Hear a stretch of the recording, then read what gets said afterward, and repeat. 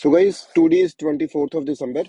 आज के न्यूज़पेपर में क्या कौन कौन सी न्यूज़ पढ़ने वाली है और कौन कौन सा एडिटोरियल आपने पढ़ना है उसके बारे में हम डिस्कस करेंगे। हम अपनी वीडियोस में क्या डिस्कस करते हैं, न्यूज़ और एडिटोरियल जो भी हमारे यूपीएससी या फिर एचएएस या फिर जो भी पीसीएस है उसके रिलेटेड जितनी भी इंपॉर्टेंट न्यूज़ या आर्टिकल्स रहते हैं हम उसको डिस्कशन करते हैं उसकी।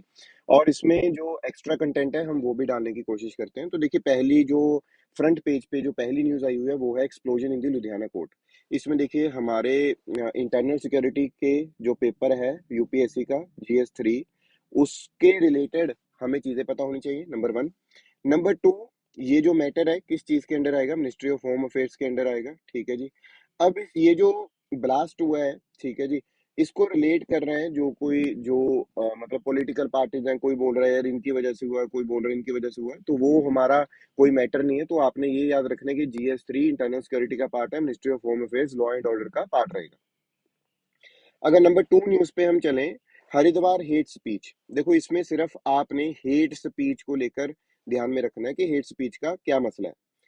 अब इसमें जो एक्स्ट्रा कंटेंट है वो क्या है, पहली चीज तो आर्टिकल 19 क्लोज 1 सब क्लोज ए में लिख रखा है कि freedom of speech and expression है।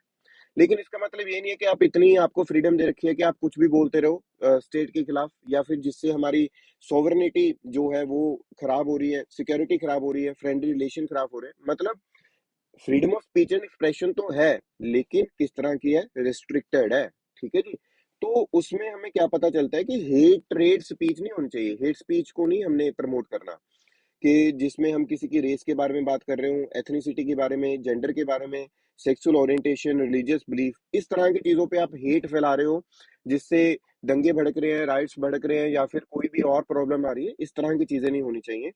और इसमें आपने इंपॉर्टेंट चीज क्या याद रखनी है, ये चीज आप याद रखोगे कि अंडर आईपीसी सेक्शन 153A और 153B punishes act that cause enmity and hatred between two groups। ये आपने आईपीसी के सेक्शन याद रखने हैं। और इसके लिए दो कमेटीज बनी थी, एक तो है विश्वनाथन कमेटी और एक है बेस बरुआ कमेटी। तो ये दोनों कमेटीज इससे रिलेटेड है, ये भी हमें पता होना चाहिए। नंबर 3 जो न्यूज है टर्टल्स के बारे में है। ऑलिव रिडले टर्टल हर एक बार यहाँ पे हमारी कंट्री में आते हैं और जब वो मास नेस्टिंग करते हैं यहाँ पे आके, हम उसको बोलते हैं अरीबादा। अब इसमें क्या चीज पता होनी चाहिए, इनका स्टेटस आईयूसीएन वनरेबल है। Wild life protection act 1972 schedule 1 में हमने डाला हुआ है, साइट्स के अपेंडिक्स 1 में हमने डाला हुआ है, ठीक। अब ये मिलते कहाँ में है, warm waters of the Pacific, Atlantic और द इंडियन ओशियन।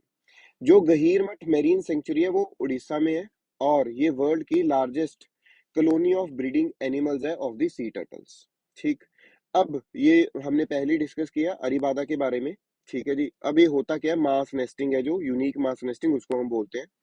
तो इसमें इनको थ्रेट किस किस चीजों से हो सकता है, एक तो मैरीन पोल्यूशन है, human consumption, plastic garbage, fishing trollers. Fishing trollers एक बड़ा मसला है, बड़ा मुद्दा है कि जिसमें जो छोटा अपना लोग हैं, जो छोटे लोग हैं जिनका घर परिवार ही या फैमिली लाइवलीहुड जिनका चल रहा है उन काम से, फिशिंग फिश को पकड़ने से, है ना, जो फिशरमैन है।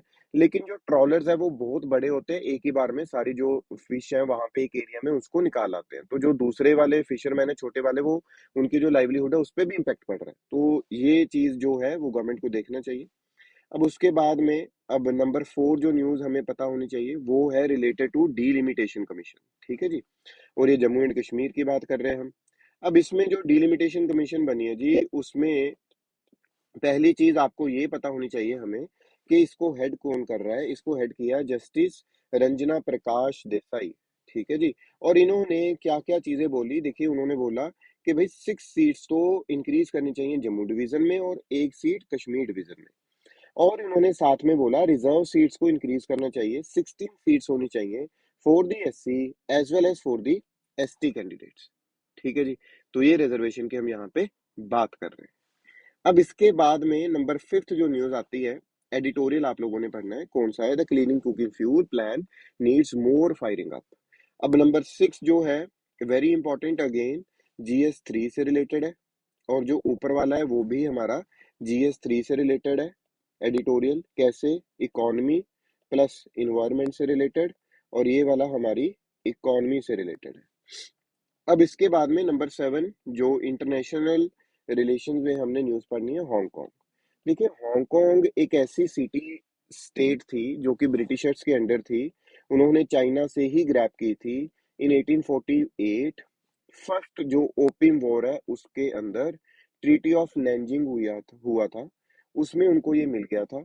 ठीक है जी, अब उन्होंने डेवलप किया। 99 ईयर्स की लीज पीरियड थी जो कि फिर खत्म हो रही थी, तो उसके बाद में हांगकांग को जब खत्म होने लगी तो उन्होंने क्या किया कि 1984 में एक प्रोसेस स्टार्ट किया जिसमें ब्रिटिशर्स ने दोबारा से किसको देना था हांगकांग, चाइना को। तो अब लेकिन ब्रिटिशर्स ने बोला 50 इयर्स के लिए टिल 2047 इतने टाइम पीरियड के लिए क्या होना चाहिए कि हांगकांग में एक ऑटोनॉमी होनी चाहिए अलग से। मतलब क्या है, अलग से कॉन्स्टिट्यूशन, अलग से लेजिस्लेटिव काउंसिल, मतलब वो काम है जो वो अपने आप से कर सकेंगे, एक लिबरल लॉज होने चाहिए। तो एक तो चीज हमें ये पता चली, लेकिन अब जो चाइना है वो क्या सोच रही है, 2047 से पहले ही जो हांगकांग है उसमें जो सारे लॉज है, जो सारी चीजें किसकी इंप्लीमेंट होनी चाहिए, बीजिंग की। अब आपको पता है Beijing is a communist country, वहां पे आप जो अगर किसी को गलत बोलोगे, प्राइम मिनिस्टर को या किसी को भी, वो आपको उठा के लेके जाते हैं। ठीक है जी, ये नहीं पता चलता कहाँ पे गया है बंदा, गायब कर देते हैं। तो स्ट्रिंजेंट लॉज है वहां पे। तो इसके लिए प्रोटेस्ट चल रहे हैं जी।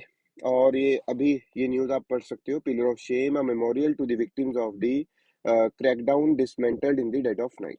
ठीक है, एक बार इसको देख सकते हो। अब नंबर 8 जो न्यूज है, RBI defends tokenisation deadline by 6 months.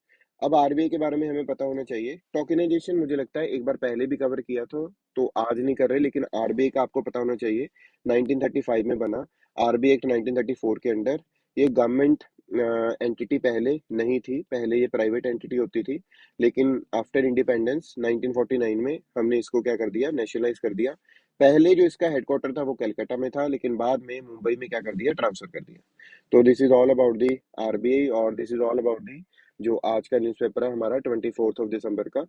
सो आगे आने वाली अपडेट्स के लिए आप हमारा जो चैनल है उसको सब्सक्राइब कर सकते हैं, क्योंकि आगे जो कंटेंट आएगा वो बहुत अच्छा कंटेंट हम लाने वाले हैं, धीरे धीरे करके इंक्रीज कर रहे हैं। Thank you so much.